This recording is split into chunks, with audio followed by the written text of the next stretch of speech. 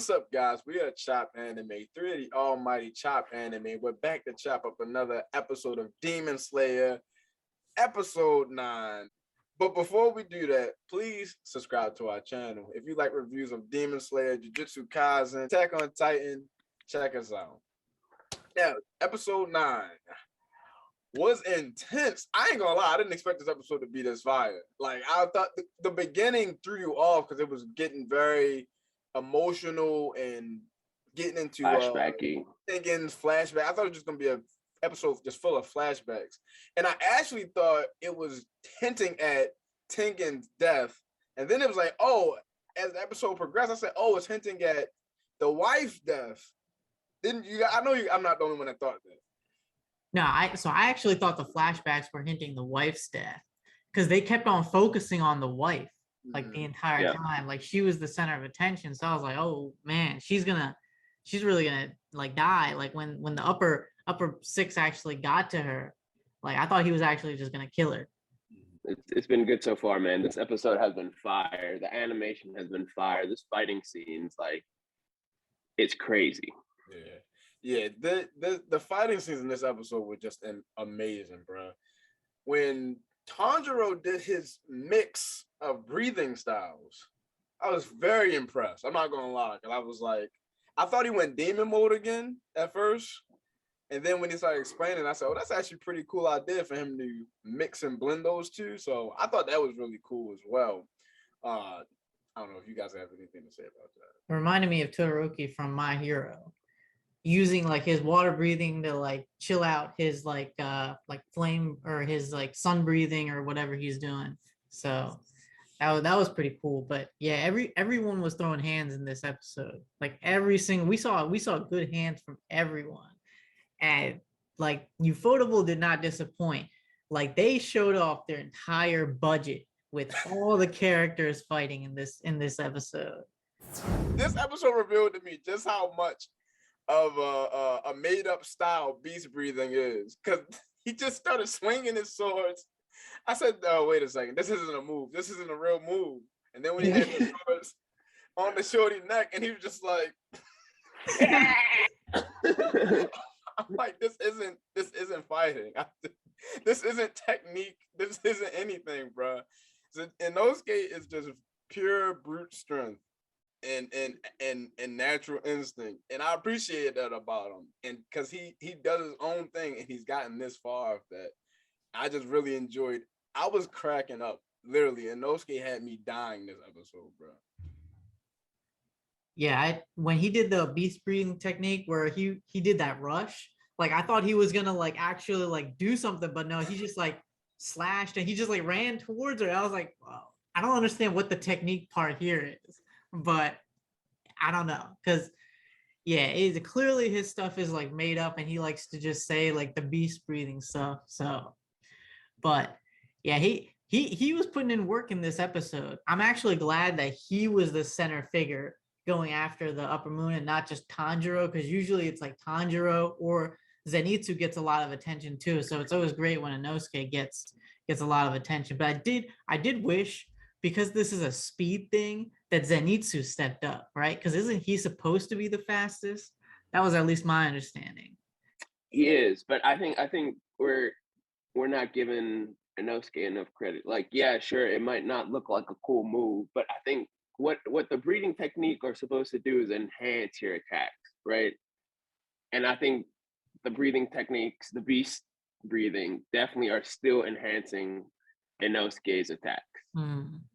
So I think maybe that's kind of how we need to think about it, rather than, oh, he's not using elemental, breathing and then applying it as such a move, like where he's executing, some like I mean, we've seen a lot of like water breathing action, and they always show like some sort of wave or like whatever the move is, it tries to replicate that. But how are you supposed to do a beast?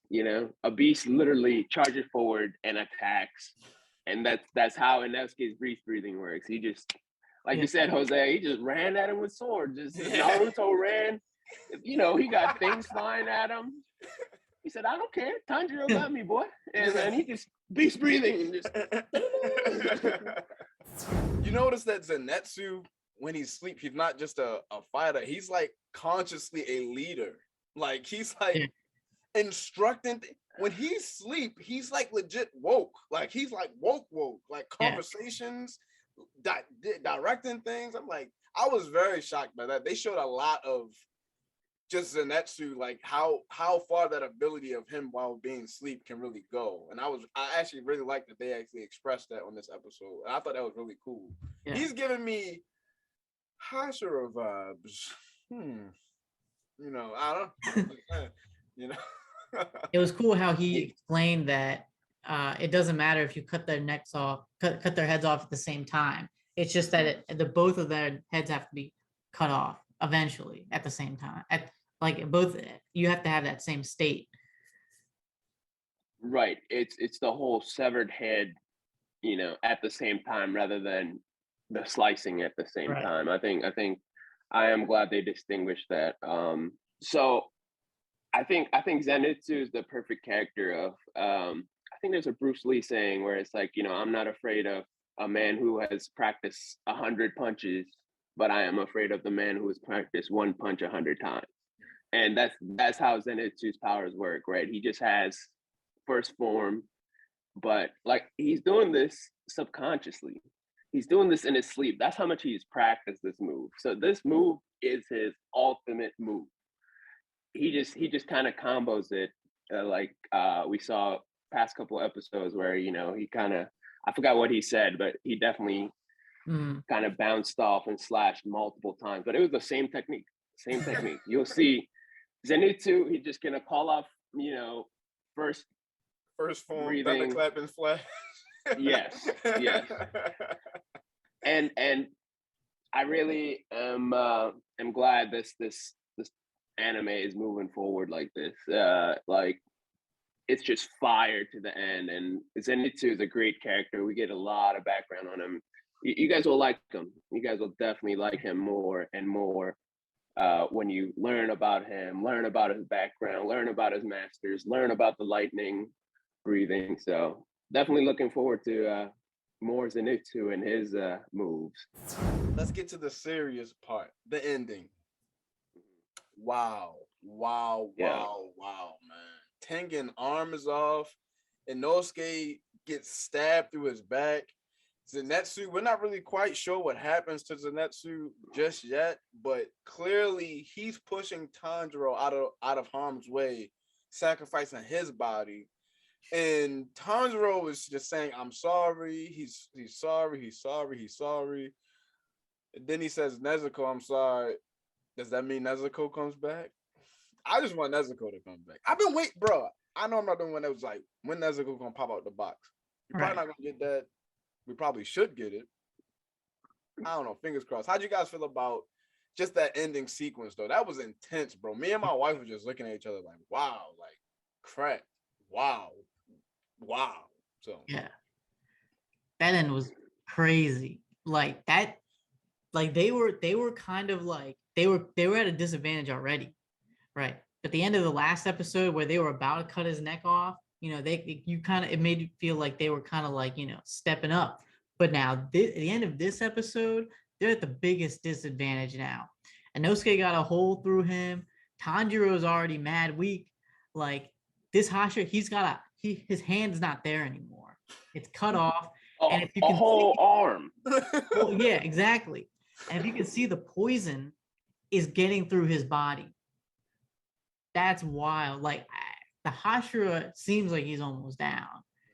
Like at this point, I just think that somebody's gonna have to come and save them, because I don't see how they're gonna, unless Tengen goes Super Saiyan.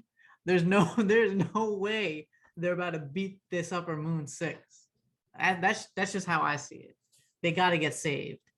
This ending was so climactic and it was good. Like that's a great spot to end the episode. It's like they wrote this.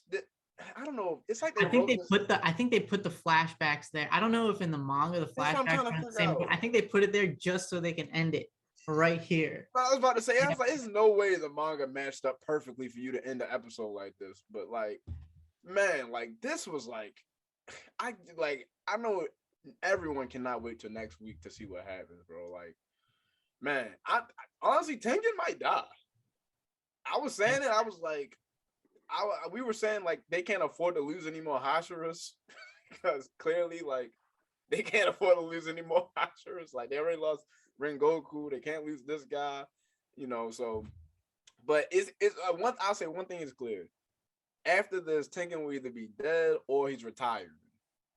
With his 3 wives or 2 wives, whoever survives in this situation. Yeah, Tengen is out after this. He's clearly not gonna be in this anymore. So, yeah. As far as Inosuke goes, I think Tanjiro was afraid that he was going to get poisoned, but I think Inosuke might have some resistance to poison since he grew up in the mountains. That's my theory about that, at least. Yeah, you can have resistance to poison, but if you got a blade through your chest, bro. Yeah, I'm just saying. That's a different issue, yeah. So that's our review of episode 9, Demon Slayer. Man, we are excited for next week's episode. We will be back with another review, chopping it up with you. We are Chop Anime.